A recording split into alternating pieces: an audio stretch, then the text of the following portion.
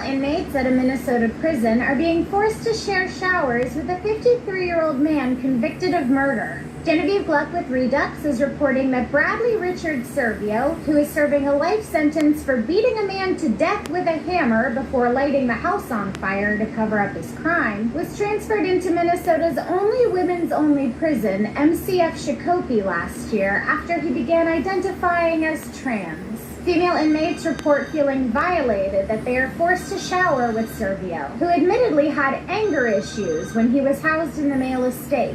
One female inmate, whistleblowing under the name Letitia, said, quote, "No surgery has been done whatsoever. He is fully a man and still has a man's body part attached to him. He acts like a man, sounds like a man, behaves like a man. It's because he's a man." Bradley Servio said, "I've been on hormones and wearing women's underclothes."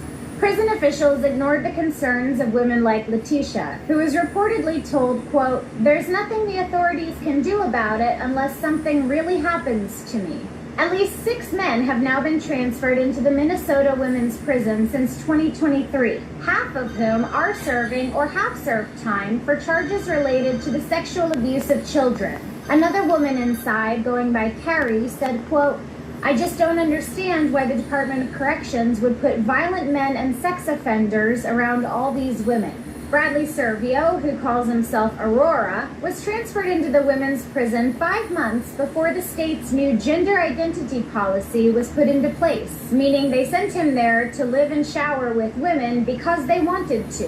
The trans activist nonprofit group Gender Justice, whose 2022 lawsuit against the Minnesota Department of Corrections brought about this policy change, received nearly $500,000 in taxpayer funding from Governor Tim Walz's administration as part of a settlement. Gender Justice argued that the Department of Corrections was discriminating against yet another trans-identified male inmate, Christina Lusk, by housing him with other men in the male estate and denying him access to sex reassignment procedures, including vaginoplasty. The new policy also forces female staff to perform strip searches and pat-downs on these male inmates, as it states that, quote, "Incarcerated people who are transgender, gender diverse, intersex, or non-binary may request that they receive pat or unclothed body searches from security staff of a specific gender." As female inmate Carrie stated, "It's sad that the staff doesn't care about how we as women feel."